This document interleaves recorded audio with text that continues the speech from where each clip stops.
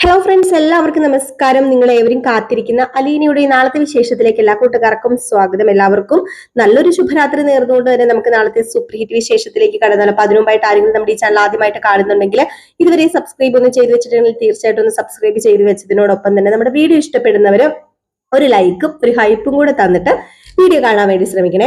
അപ്പൊ നേരെ വിശേഷത്തിലേക്ക് പോയാലോ. അങ്ങനെ നമ്മുടെ രേവതി കുട്ടിയുടെ അച്ഛനും അച്ഛനും കൂടെ രേവതി കുട്ടീനെ കാണാൻ വരുന്ന കാര്യം മാമച്ചനും ഗ്രേസിയും അറിഞ്ഞിട്ട് ആകെ പടഞ്ഞിട്ടിരിക്കുന്ന ഒരു സീനാണ് ഇന്ന് ലാസ്റ്റ് ഭാഗമായിട്ട് കണ്ടത്. ആരാ കിളിമാനൂരിൽ നിന്ന് വരുന്നതെന്ന് ചോദിച്ചപ്പോഴത്തേക്ക് ഒരെണ്ണം എന്റെ ഫാദർ, ഒരെണ്ണം എന്റെ ഗ്രാൻഡ് ഫാദർ എന്നൊക്കെ ഇങ്ങനെ പറയുന്നുണ്ട്. എന്താ പറയാ, എന്തൊക്കെയോ വർണ്ണിച്ചൊക്കെയാണ് പുള്ളിക്കാരി പറയുന്നത് കേട്ടോ. അപ്പൊ ഇത് കേൾക്കുമ്പോ തന്നെ ഒരു അസ്വസ്ഥതയാണ് ഗ്രേസിക്കും മാമച്ചനും. അങ്ങനെ അലീന എന്നാ പിന്നെ ഞാനേ കാര്യങ്ങളൊക്കെ ചെയ്യട്ടെ, റെഡിയാക്കട്ടെ, ഇനിയിപ്പം എന്തെങ്കിലുമൊക്കെ ഫുഡൊക്കെ കൊടുക്കണ്ടേ, എന്നാ പിന്നെ കിച്ചണിൽ പോയി കാര്യങ്ങളൊക്കെ ചെയ്യട്ടെ എന്ന് പറഞ്ഞപ്പോ, ഓഹോ നിന്റെ അച്ഛൻ വരുവാന്ന് കേട്ട് കഴിഞ്ഞപ്പോഴത്തേക്ക് നിനക്ക് എന്താടി ഇത്രയ്ക്ക് പവർ? നിനക്ക് ഞങ്ങൾക്ക് എന്തെങ്കിലും വെച്ചുണ്ടാക്കി തരാൻ ഭയങ്കര ബുദ്ധിമുട്ടാണല്ലോ. അല്ല, നീ പറയുന്നത് ഷുഗർ ആണ്, കൊളസ്ട്രോൾ ആണ്, പ്രഷർ ആണെന്ന് പറഞ്ഞ് ഒരു സാധനം തിന്നാൻ തരത്തില്ല. ഇപ്പൊ നിന്റെ അച്ഛനും നിന്റെ അച്ഛനും കൂടെ വരുമ്പോഴത്തേക്ക് നീ എല്ലാം ഉണ്ടാക്കി കൊടുക്കാണോ എന്ന് ചോദിച്ചപ്പം, അയ്യോ അങ്ങനെ പറയല്ലോ കേട്ടോ, അവര് നമ്മുടെ ഗസ്റ്റ് അല്ലേ. എന്റെ ഗസ്റ്റ് ആണോ നിങ്ങള്? അല്ലല്ലോ, അവരെന്റെ ഗസ്റ്റാ. അപ്പൊ അതുകൊണ്ടല്ലേ ഞാൻ അവർക്ക് ഉണ്ടാക്കി കൊടുക്കുന്നത്. പിന്നെ ഈ പേരും പറഞ്ഞിട്ട് കുറെ തിന്നാന്നൊന്നും ആരും വിചാരിക്കണ്ട. ഞാനൊരു കാര്യം പറഞ്ഞിട്ടുണ്ട്, ഞാൻ ഇവിടെ വെച്ചിട്ടുള്ള കാര്യങ്ങളൊക്കെ ആ ഒരു രീതി തന്നെ പോയാൽ മതി.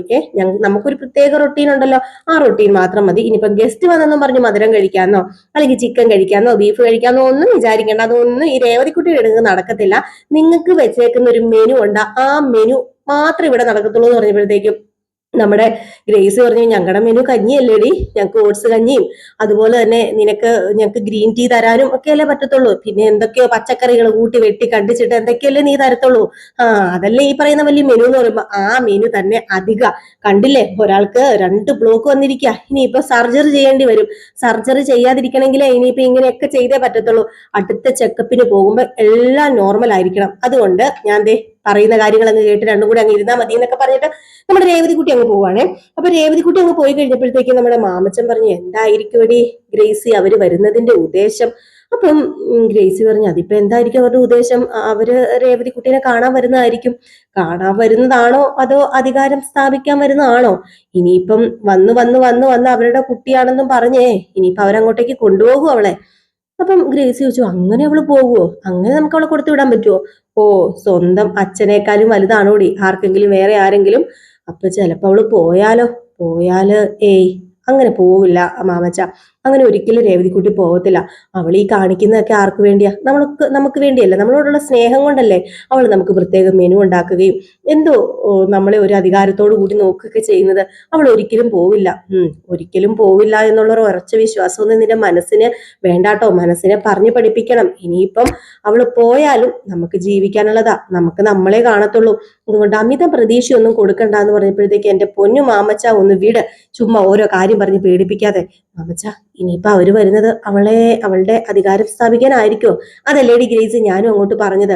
ഏതായാലും നമുക്ക് നോക്കാം, നമുക്ക് കാണാം. ഏതായാലും അവര് വരുമ്പോ വരണ്ടെന്ന് പറയാൻ നമുക്ക് പറ്റത്തില്ലല്ലോ എന്നൊക്കെ ഇങ്ങനെ പറയാണ്. ഏതായാലും ഇവര് വരുന്നതും കാത്തിങ്ങനെ ഇരിക്കാനിട്ട് പിന്നെ എന്തിനുള്ള പുറപ്പാടാണെന്നൊന്നും അറിയില്ല. നമ്മുടെ രേവതിക്കുട്ടീനെ കൊണ്ടുപോകാനാണോ, രേവതിക്കുട്ടിയോടുള്ള അധികാരം സ്ഥാപിക്കാനാണോ എന്നൊന്നും അറിയത്തില്ല.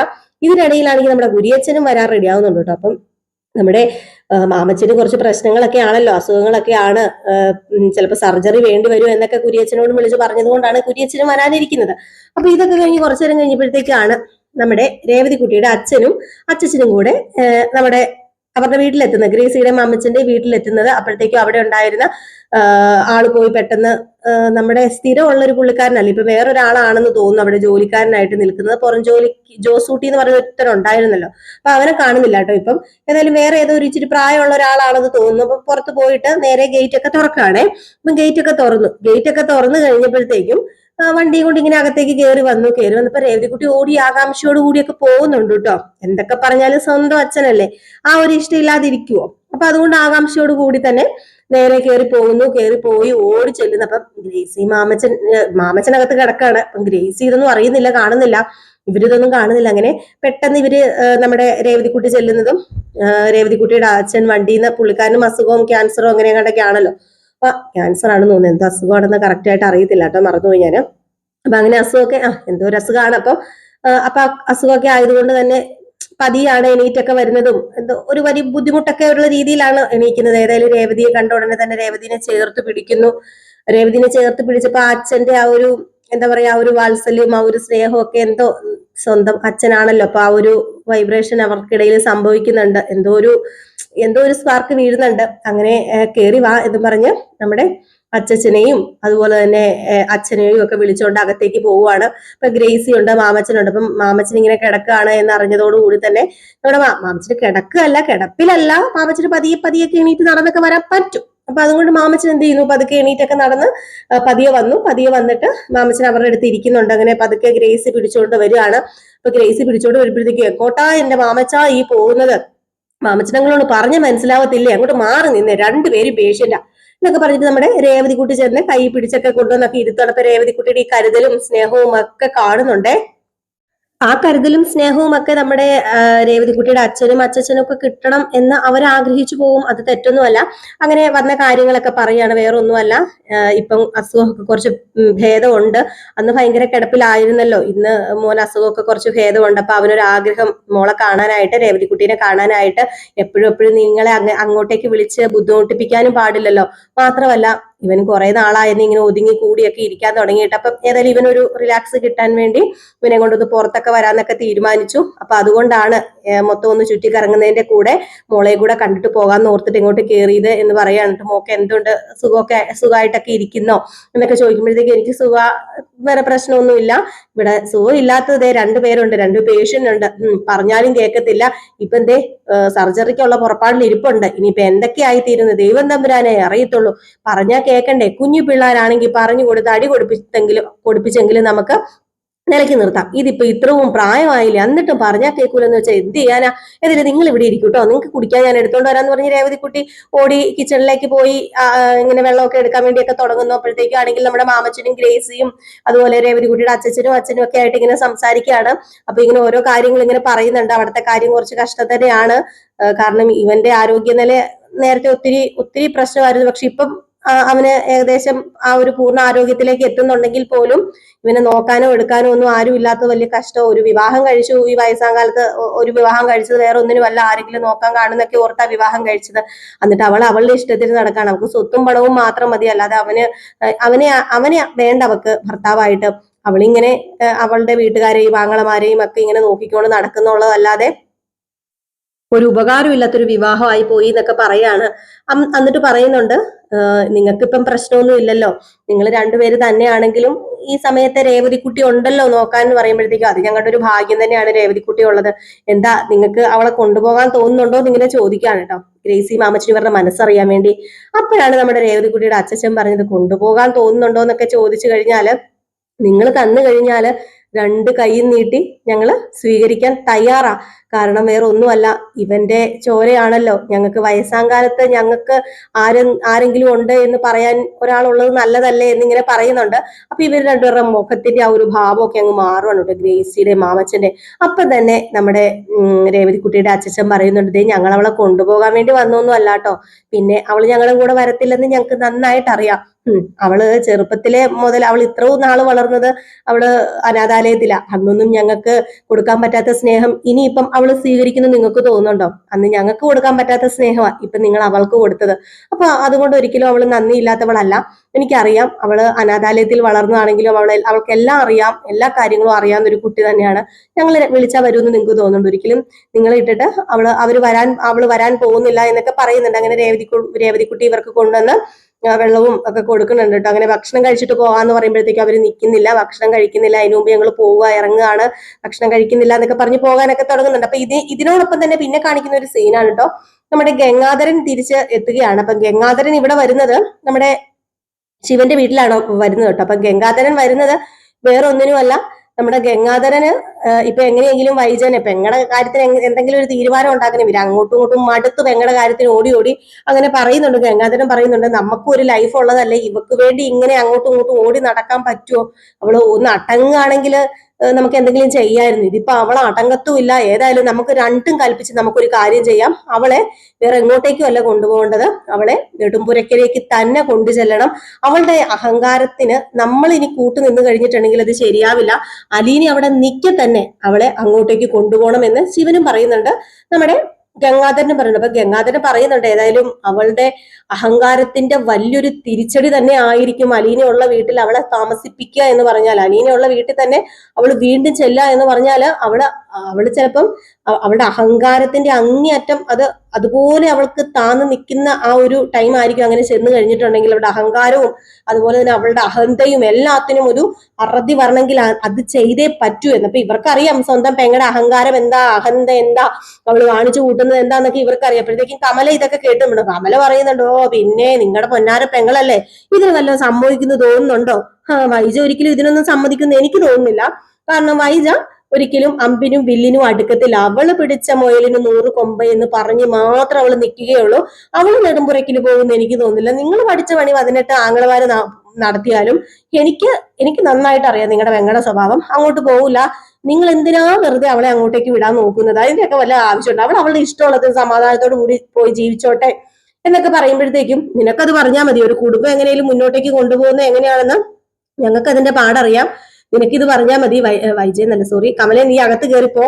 നീ ഇനിയിപ്പോ അവളെ ഫോൺ വിളിച്ചോ സംസാരിക്കാനോ ഇതിനെക്കുറിച്ച് എന്തെങ്കിലും പറഞ്ഞു, അവൾ ഇത് അറിഞ്ഞു എന്നങ്ങാണോ അറിഞ്ഞു കഴിഞ്ഞിട്ടുണ്ടെങ്കിൽ കമല എന്റെ സ്വഭാവം മാറും കേട്ടോ എന്ന് പറഞ്ഞു. കമല ഞാൻ എന്ത് പറയാനാ, ഞാൻ ഇവിടെ പറയുന്നതെല്ലാം അങ്ങോട്ട് കേട്ടോണ്ട് നിൽക്കുകയല്ലേ, എന്നാ പിന്നെ എന്റെ മോനെ എത്ര പെട്ടെന്ന് ഇവിടെ വന്നേനെ. നിങ്ങൾക്ക് അതിനൊന്നും കഴിവില്ലല്ലോ. സ്വന്തം പെങ്ങളുടെ ജീവിതം സെറ്റാക്കാനും അത് ചെയ്യാനും ഇത് ചെയ്യാനൊക്കെ നിങ്ങൾക്ക് ഭയങ്കര മിടുക്ക. പക്ഷെ മോൻ അവിടെ സെൻട്രൽ ജയിലിൽ പോയി കിടക്കുക, സെൻട്രൽ ജയിലല്ലോ സബ് ജയിലിൽ പോയി കിടക്കുക. അപ്പം അതിനൊന്നും ഒരു തീർപ്പാക്കാൻ നിങ്ങൾക്ക് ആരെ കൊണ്ടും പറ്റത്തില്ല. പെങ്ങളുടെ ജീവിതം നിങ്ങൾക്ക് പെങ്ങളെ മതിയായിരുന്നെങ്കിൽ പിന്നെ എന്തിനാ നിങ്ങൾക്ക് കല്യാണം കഴിക്കേണ്ട ആവശ്യം ഉണ്ടായിരുന്നു എന്ന് ചോദിച്ചപ്പോഴത്തേക്കും വൈജ എന്നെ കൊണ്ട് കൂടുതലൊന്നും പറയിപ്പിക്കുന്നത് കയറി പോകാനാ പറഞ്ഞെന്ന് പറഞ്ഞു ശിവന് കാലു വന്നിട്ട് ശിവൻ കയറ്റി വിടാൻ കേട്ടോ. എത്ര പറഞ്ഞിട്ടും കാര്യമില്ല. നമ്മുടെ കമലയുടെ നാക്കിന്റെ നീളം കൂടി വരുമെന്നുള്ളതല്ലാതെ കമലയുടെ നാക്കിന്റെ നീളം ഒരിക്കലും കുറയത്തില്ല. അങ്ങനെ നമ്മുടെ കമല കയറിപ്പോയി കഴിയുമ്പോഴത്തേക്കും ഗംഗാധരൻ പറയുന്നുണ്ട്, ഈ കമല ഇതെല്ലാം കൂടെ കുളമാക്കുവോ ശിവാന്ന് ചോദിക്കുമ്പോഴത്തേക്കും അവളോട് ഞാൻ പറഞ്ഞിട്ടുണ്ട്, അവള് പ്രത്യേകിച്ച് കാര്യങ്ങളൊന്നും വിളിച്ചു പറയാനൊന്നും പോകുന്നില്ല എന്ന് പറയുമ്പം വിളിച്ചു പറയാൻ പോകുന്നില്ല, പറ്റിയ ആളെ കേട്ടേക്കുന്നെന്ന്. കാരണം കമലയുടെ കയ്യിൽ എന്തെങ്കിലും കിട്ടിയാൽ കമലയെ അത് ഊതി പെരിപ്പിച്ച് അത് വലിയ വിഷയമാക്കുമല്ലോ. അപ്പൊ അതുകൊണ്ടാണ് പറയുന്നത്. ഏതായാലും ഇവരെല്ലാവരും കൂടി പെങ്ങളെ ഡിസ്ചാർജ് ചെയ്ത് നേരെ കൊണ്ടുപോകാൻ തീരുമാനിച്ചിരിക്കുന്നത് നെടുമ്പുരയ്ക്കൽ വീട്ടിലേക്ക് തന്നെയാണ്. അപ്പം വൈജയുടെ അഹങ്കാരം തീർക്കണമെന്ന് തന്നെയാണ് ഗംഗാധരന്റെയും ശിവശങ്കര മേനോന്റെ ഒക്കെ തീരുമാനം. അവർക്കും അറിയാം സ്വന്തം പെങ്ങള് നിലയ്ക്ക് നിർത്തണം, ഇല്ലെങ്കിൽ ഇനി ശരിയാവത്തില്ല എന്ന് ഇവർക്കും അറിയാം. അപ്പൊ ഇവരും അതുകൊണ്ട് തന്നെയാണ് കൊണ്ടുവന്നത്. പക്ഷെ ഏറ്റവും എന്താ പറയുക, നമ്മുടെ വൈജ അവിടെ ചെല്ലുക, അവിടെ താമസിക്കുക എന്നൊക്കെ പറഞ്ഞിട്ടുണ്ട്. വൈജനെ സംബന്ധിച്ചിടത്തോളം വൈജ സ്വന്തം ജീവൻ വെടിയുന്നതിന് തുല്യമാണ്. താൻ അവിടെ കയറിക്കഴിഞ്ഞാൽ താൻ ചത്തു എന്ന് കൂട്ടിക്കൊണ്ടാ മതി, തന്നെ കൊന്നാലും പോവില്ല എന്ന് പറയുന്ന സ്ഥലത്തേക്കാണ് ഇവർ നിർബന്ധിച്ച് കൂട്ടിക്കൊണ്ട് പോകാൻ പോകുന്നത്. അപ്പൊ അതൊക്കെ എന്തായി തീരും നമുക്ക് കാത്തിരുന്ന് തന്നെ കാണാട്ടോ. അപ്പൊ ഇതിനിടയിൽ ഗ്രേസിനെയും മാമച്ചനെയും കാണാനായിട്ട് നമ്മുടെ കുരിയച്ചനും വരുന്നുണ്ട്. ഇപ്പൊ നമ്മുടെ കുരിയച്ചൻ വരുന്ന ആ ഒരു സമയത്തുണ്ടല്ലോ, അവിടെ നമ്മുടെ രേവതിയുടെ അച്ഛനും ഒക്കെ ഉണ്ട്. അപ്പം അവര് തമ്മിൽ കാണുകയും പരിചയപ്പെടുകയും ഒക്കെ ചെയ്യുന്നുണ്ട്. അപ്പം തന്നെ പോകുന്നൊക്കെ ഉണ്ടെങ്കിലും നമ്മുടെ കുരിയച്ചൻ ഇവരോട് സംസാരിക്കുന്നുണ്ട്. ഇവരുടെ ഈ പോക്കുവരവ് ചിലപ്പം രേവതിനെ കൊണ്ടുപോകാൻ തന്നെ ആയിരിക്കും, നിങ്ങൾക്ക് അങ്ങനെ വിട്ടുകൊടുക്കാതിരിക്കാൻ പറ്റില്ലല്ലോ എന്നൊക്കെ ഉള്ള രീതിയിൽ കുരിയച്ചൻ സംസാരിക്കുന്നുണ്ട് കേട്ടോ. അപ്പൊ കുര്യച്ചൻ പറയുന്നത് കാര്യം തന്നെയാണ്. പക്ഷെ കുര്യച്ചൻ നമുക്ക് പറയുമ്പോൾ തോന്നും കുറച്ച് നുണയും കൊതിയൊക്കെ പറയുന്ന പോലെ തോന്നുമെങ്കിൽ പോലും കുര്യച്ചൻ പറയുന്നത് ശരിയാണ്. അവര് അവകാശം ചോദിച്ചു വന്നിട്ടുണ്ടെങ്കിൽ സ്വന്തം അച്ഛനല്ലേ, വിട്ടുകൊടുക്കാതിരിക്കാൻ പറ്റത്തില്ലല്ലോ. അപ്പൊ ആ ഒരു കാര്യത്തിൽ സത്യത്തിൽ നമ്മുടെ മാമച്ചന് വീണ്ടും ബ്ലോക്ക് കൂടുമെന്ന് തോന്നുന്നു. അപ്പൊ അതുപോലെ ആദ്യം ടെൻഷനും ഒക്കെ കയറുന്നുണ്ട്. ഏതായാലും രേവതിക്കുട്ടി ഇങ്ങനെ ഇരിക്കുമ്പോഴത്തേക്കും രേവതിക്കുട്ടിക്ക് ഇവരുടെ ആ ഒരു പെരുമാറ്റം ഒക്കെ കാണുമ്പോൾ മനസ്സിലാവും കേട്ടോ. കാരണം അച്ഛനും ഒക്കെ കാണാൻ വന്നിട്ട് പോയതിന്റെ ആ ഒരു വിഷമം ഉണ്ടെന്ന് നന്നായിട്ട് മനസ്സിലാവുന്നുണ്ട്. അപ്പൊ അതുകൊണ്ട് തന്നെ നമ്മുടെ ഗ്രേസിനെയും മാമച്ചനെയും സമാധാനിപ്പിക്കാനായിട്ട് രേവതിക്കുട്ടി, എന്തിനാ നിങ്ങൾ ഇങ്ങനെ മൂഡ് ഓഫ് ആയിട്ട് ഇരിക്കുന്നത്, നിങ്ങൾ എന്തിനാ ഇങ്ങനെ ഇരിക്കുന്നത്, നിങ്ങളെ ഇട്ടിട്ട് ഞാൻ പോകുന്നു തോന്നുന്നുണ്ടോ, എനിക്ക് ആരും ഇല്ലാത്ത സമയത്ത് അവരുണ്ടായിരുന്നോ? ഇല്ലായിരുന്നല്ലോ. ഞാൻ ഇവിടെ ഒരു വേലക്കാരി ആയിട്ട് വന്നിട്ട് ഇപ്പം എന്നെ പൊന്നുപോലെ നോക്കുന്നില്ലേ നിങ്ങൾ? ഞാൻ ഈ വീട്ടിലെ വേലക്കാരിയാണോ? ഒരിക്കലും അല്ലല്ലോ. ദേ ഈ നിൽക്കുന്ന മാമച്ചൻ എന്റെ അച്ഛനും ഈ നിൽക്കുന്ന ഗ്രേസി ആന്റി എന്റെ അമ്മയും ഒക്കെ ആയിട്ടല്ലേ ഞാൻ നോക്കുന്നത്. എന്നെ നിങ്ങൾ അങ്ങനെയല്ലേ കാണുന്നത്? പിന്നെ ഞാൻ ഇതെല്ലാം ഇട്ടെറിഞ്ഞിട്ട് പോകുന്നു എന്ന് നിങ്ങൾക്ക് തോന്നുന്നുണ്ടോ? ഉടുതുണി പോലും ഇല്ലാത്ത എനിക്ക് നിങ്ങൾ എന്തൊക്കെ തന്നിട്ടുണ്ട്. ഒരു വേലക്കാരിയുടെ സ്ഥാനമല്ല ഒരിക്കലും തന്നിട്ട്, ഇപ്പൊ പഠിപ്പിക്കുക വരെ ചെയ്യുന്നുണ്ട്. ഞാൻ അതുപോലെ അച്ഛനെ കാണാനൊക്കെ ആഗ്രഹിച്ച ഒരു സമയത്ത് എനിക്ക് കാണാൻ പറ്റിയിട്ടില്ല. പിന്നെയാണോ ഇപ്പം? അതെ, ആ ഒരു സ്നേഹമൊക്കെ ഉണ്ട്, എന്റെ അച്ഛനാണല്ലോ. പക്ഷെ ഈ നിൽക്കുന്ന ഗ്രേസി ആന്റീനെ മാമച്ചനങ്ങളിലൊക്കെ വിട്ടിട്ട് ഈ രേവതിക്കുട്ടി എങ്ങോട്ട് പോവാനാ? ഒരിക്കലും ഈ രേവതിക്കുട്ടി പോകില്ല എന്ന് പറയുമ്പോ ഗ്രേസി ഓടി വന്ന് കെട്ടിപ്പിടിച്ച് നമ്മുടെ രേവതിക്കുട്ടിക്ക് ഒരു ഉമ്മയൊക്കെ കൊടുത്ത് കരയുന്നൊക്കെ ഉണ്ട്. അപ്പൊ ഇത് കണ്ടിട്ടാണെങ്കിൽ നമ്മുടെ മാമച്ചനും സങ്കടമൊക്കെ വരുന്നുണ്ട് കേട്ടോ. അപ്പൊ എല്ലാവരും കാത്തിരുന്ന് തന്നെ കാണുക. നമ്മൾ നാളെ രാവിലെ ഒരു 7 മണി 7:15 ആകുമ്പോഴത്തേക്കും ഫുൾ വിശേഷവുമായിട്ട് വരുന്നതായിരിക്കുമേ. അപ്പൊ ഇത് പ്രമോ വിശേഷമാണ്, നാളെ വരാനിരിക്കുന്ന കഥയാണ്. അപ്പൊ ഇതൊക്കെ കോർത്തിണക്കിക്കൊണ്ടൊരു വിശേഷമാണ് നാളെ വരാൻ പോകുന്നത്. നാളെ നമ്മൾ ഡയലോഗ് വിത്ത് സഹിതം നമ്മൾ രാവിലെ തന്നെ പോസ്റ്റ് ചെയ്യുന്നതാണ് കേട്ടോ. അപ്പൊ എല്ലാവർക്കും വീണ്ടും നല്ലൊരു ശുഭരാത്രി നേർന്നുകൊണ്ട് നിർത്താണ്. കൂടാതെ നമ്മുടെ വീഡിയോ ഇഷ്ടപ്പെടുന്നവരാണെങ്കിൽ തീർച്ചയായിട്ടും ആദ്യമേ ലൈക്ക് ചെയ്തിട്ടില്ലെങ്കിൽ, ഹൈപ്പ് ചെയ്തിട്ടില്ലെങ്കിൽ ഇപ്പൊ ഒന്ന് ലൈക്ക് ഹൈപ്പ് ചെയ്തിട്ട് പോകാൻ മറക്കരുത്. അപ്പൊ Tata bye bye, next video ആയിട്ട് കാണാമേ.